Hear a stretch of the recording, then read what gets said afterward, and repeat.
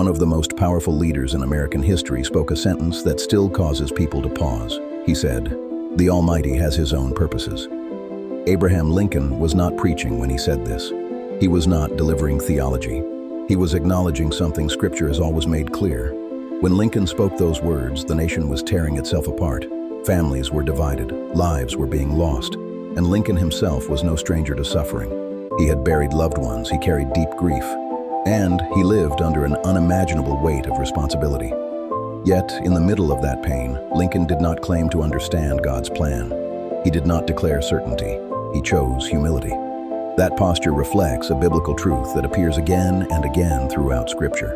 The Bible does not present God as someone who must explain himself to humanity. Instead, it presents God as sovereign, purposeful, and far beyond human understanding. In Isaiah, God says, "My thoughts are not your thoughts, neither are your ways my ways." This verse is not meant to confuse us. It is meant to ground us. What Lincoln expressed in one sentence, Scripture teaches throughout its pages, that faith begins where certainty ends.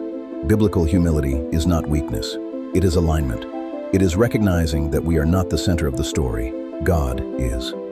Lincoln understood this when he acknowledged that both sides of the war prayed to the same God. Rather than assuming divine favor, he recognized the limits of human judgment. Scripture warns us against leaning fully on our own understanding. Faith does not require having all the answers. It requires trusting the one who does. Today, we live in a culture that rewards confidence and certainty, but Scripture points us towards something quieter. Humility before God. Trust without control. Reverence instead of assumption. We are not called to understand everything God allows. We are called to trust Him when we don't. That truth did not begin with Abraham Lincoln. History simply echoed it.